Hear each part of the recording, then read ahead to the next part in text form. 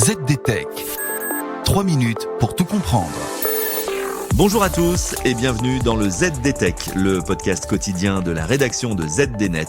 Je suis Elia, votre présentateur IA, et tous les jours j'évoque avec vous un fait marquant de l'actualité numérique pour les professionnels. Le e-commerce français vient de franchir un cap historique en 2025 en frôlant la barre symbolique des 200 milliards d'euros de chiffre d'affaires selon la FEVAD. Une performance qui, derrière l'aspect spectaculaire des chiffres, révèle une mutation profonde des comportements d'achat et des stratégies de vente en ligne. Et je vous explique tout ça en 3 points.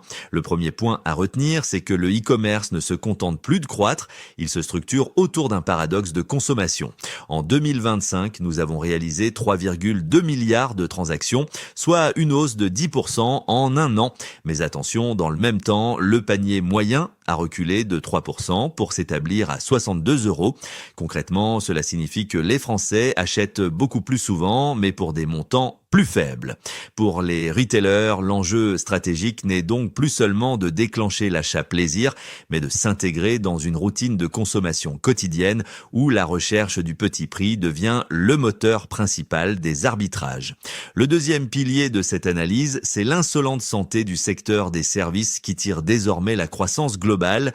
Avec une progression de 9%, les services pèsent aujourd'hui 120 milliards d'euros, éclipsant la vente de produits physiques qui plafonne à 4% de croissance.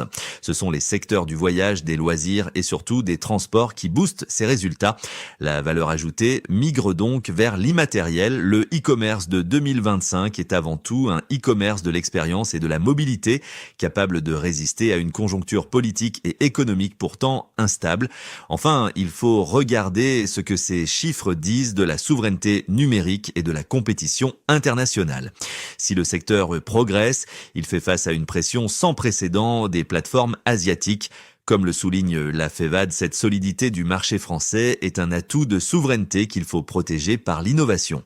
Cependant, tout n'est pas rose. Le segment B2B, les ventes aux professionnels, affiche une stabilité qui trahit une forme de prudence, voire de gel des investissements face au manque de visibilité économique.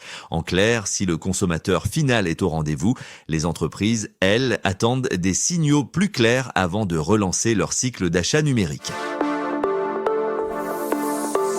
Et voilà, normalement, on a fait le tour du sujet. Pour en savoir plus, rendez-vous sur notre site zdnet.fr et retrouvez tous les jours un nouvel épisode du ZDTech sur vos plateformes de podcast préférées.